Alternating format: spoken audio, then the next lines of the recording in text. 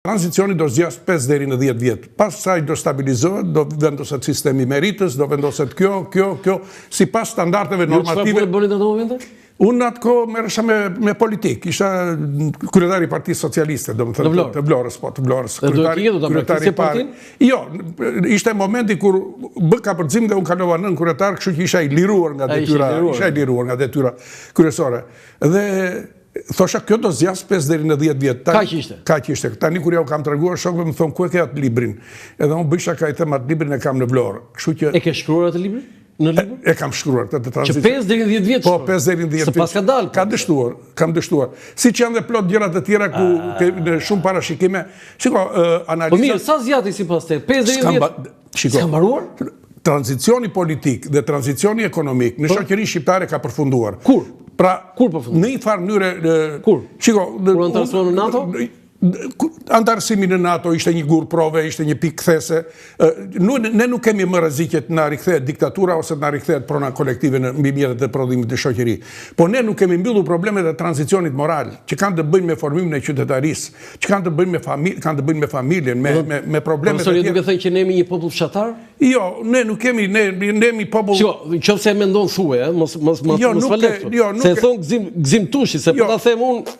Shiko, ne jemi në një gjendje të amullt dhe në një farë mënyrë duke qenë shoqëria është në krizë, ka një krizë ekzistenciale të saj lidhur me stabilitetin, edhe individët janë pikërisht në këtë gjendje, janë në këtë gjendje kaotike, ku janë të paqartë dhe kjo ka sjellë këto problemet e raporteve që kemi ne me veten, me tjetrin, në struktura të tilla themelore të jetës tonë, në shoqëri, në familje, kudo, në shkollë. Pra problematikat që ne kemi më shumë janë të karakterit social.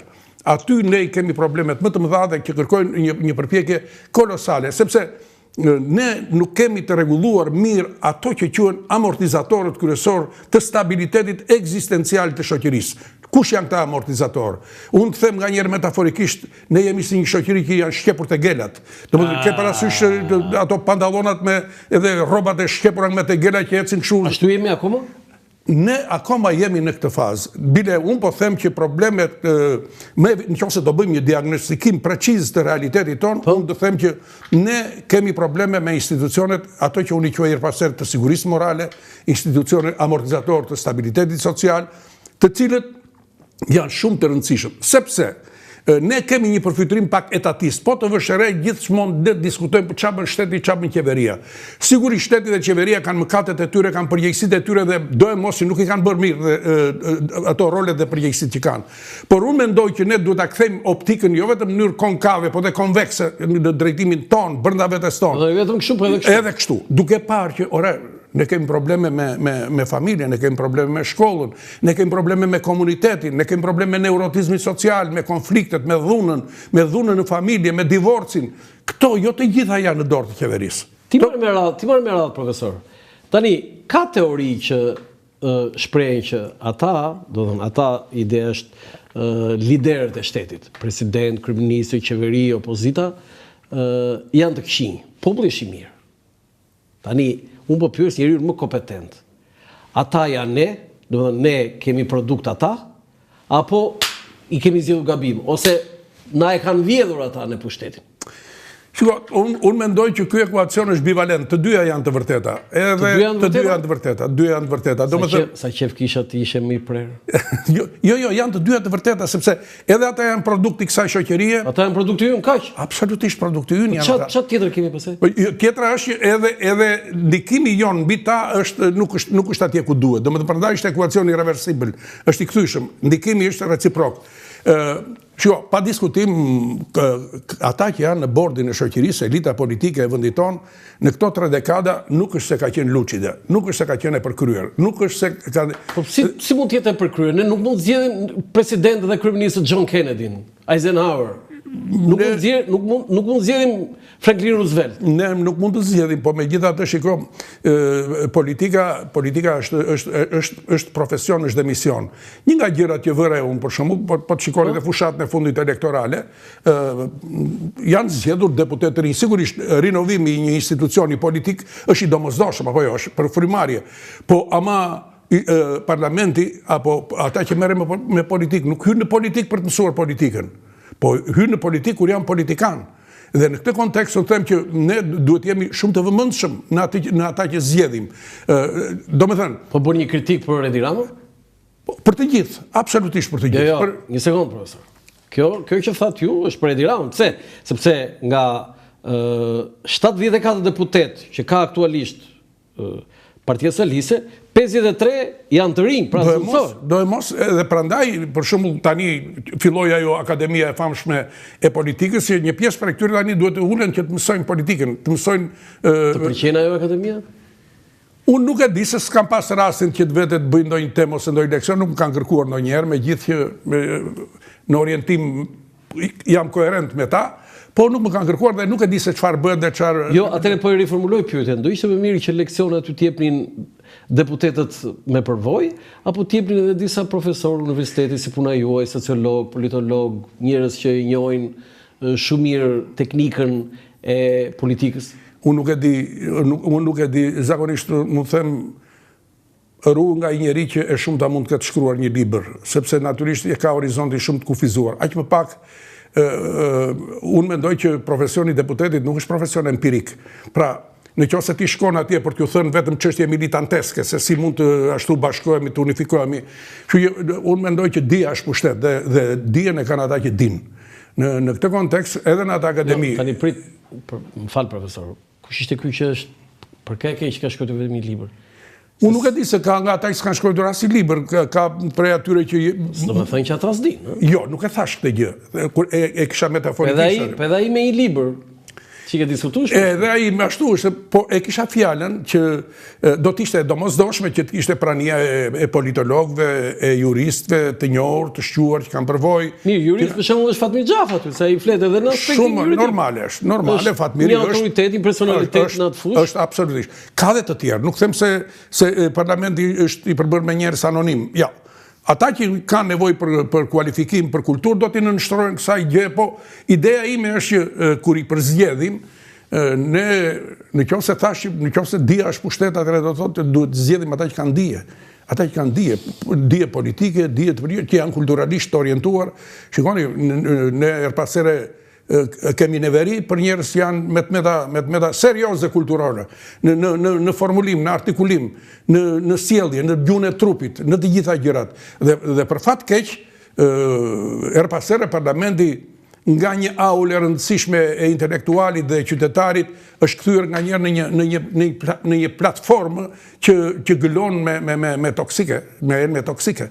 Dhe ato pastaj interferojnë dhe në jetën shoqërore. Okej, ngacmove me këtë profesor. Tani nga 90-ta deri më sot ne kemi 9 kryeministra që kanë pasur qeveritë e tyre, disa edhe nga 2 në 3. Felevin Fatosano 3 qeveri, Pandeli Majko 2 qeveri, Sali Berisha 2 mandate, po Edi Rama është ai i rekordmen madje. Unë do ta them më saktë, po pak më vonë. Qeverisjet e këtyre 9 kryeministrave, zoti Tushi, i kemi merituar? Kanë bërë ata atë që duhet bënin? Shiko, unë mendoj që ndërrikimet e tranzicionit janë shumë të vështira. Shiko, kur ndodhin përmbysje të tilla, dikur ka thënë një nga këta kryeministër, ka thënë që të ndrosh sistemin nuk është si të ndrosh këmishën. Është i vështirë tranzicioni, është i vështirë. U fillua me populizëm, u fillua në këtë rast, tamam me atë që ka lexuar një libër me që po të kthejmë që u tha që shiko, asgjë nuk vlen, duhet përmbysur gjithçka dhe do filluar gjithçka nga e para, sepse ai që e tha këtë kishte lexuar një libër që ishte terapia e shokut. Dhe ai libër e shkatërroi Shqipërinë. Shkatërroi gjithë në fundit ajo që duhet ndryshuar ishin marrëdhëniet në prodhim, politika, jo mjetet e prodhimit. Forcat prodhuese janë inerte, janë memece. Mjafton të ndryshosh mënyrën se si do t'i vësh. Pra, nuk do të thotë që duhet prishësh ferma, duhet presësh pemët frutore, apo duhet të shkatërrosh fabrika. Ju besoj keni marrë vesh tani që ajo që u shkatruan fermat, fabrikat, uzinat, që ishin 500 fabrika uzina, ka qenë investimi i shërbimit sekret serb dhe këtë ka pranuar edhe zoti Berisha. Aq më keq në qoftë se ata që kanë zbatuar këtë Jo ka pranuar zoti Berisha, zoti Ngjela e tha në intervistë me mua, ka thënë 500 fabrika dhe uzina të shkatruara dhe $20 milion. Shesheli i tha Miloševićit, ku janë, tha, ja, Si ja ku janë, si shkatruar Shqipëria. Është vërtet. Këtë e ka pranuar zoti Berisha. Unë po marr vetëm një gjë, po marr vetëm fabrikën fabrikën e llampave në Vlorë. Sapo ishte rikonstruktuar me një vlerë $5 milion Sa ishte rikonstruktuar? Sa ishte rikonstruktuar dhe prodhonte llampa Tungsram, llampë 1200 orë pune. Dhe në 90-ën fabrika e llampave u shkatërrua, që ishte moderne, u shkatërua krejt. Në Thënjësh. Në Thënjësh, se çfarë tash?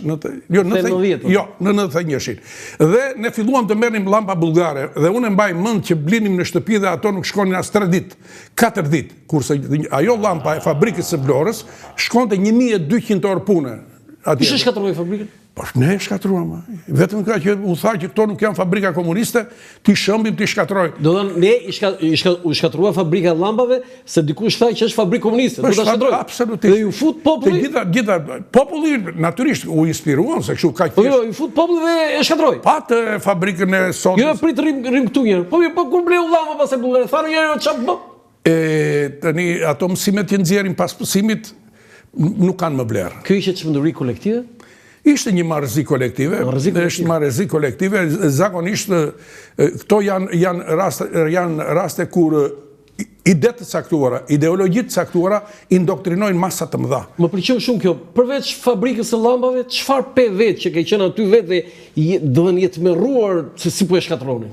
Po u shkatruan shkollat, institucionet themelore. Jo, nga këto uzina fabrikat. Atje të gjitha fabrika, sot PVC-ja u shkatrua, fabrika e qimentës u shkatrua, kombinati i konserva që prodhonte Telman, po, që prodhonte vërtet teknologji e vjetër ishte, por i prodhonte konserva, prodhonte të gjitha salcërat e gjërë. Po, këtë do të pyesja, mos ajo teknologjia ishte e viteve... Miku im, teknologjia mund të reformojë, mund të përmirësojë, element teknik. Sigurisht, fabrika e llampave mund të ketë pasur 300 punëtor, dhe ajo duhet kishte 100 punëtor, se me 300 punëtor, se siç e dini atëherë në kohën e komunizmit, vendet e punës hapeshin, futu merr, sepse ndajshin 5 lekë për 5 lekë dhe me aq shtyej.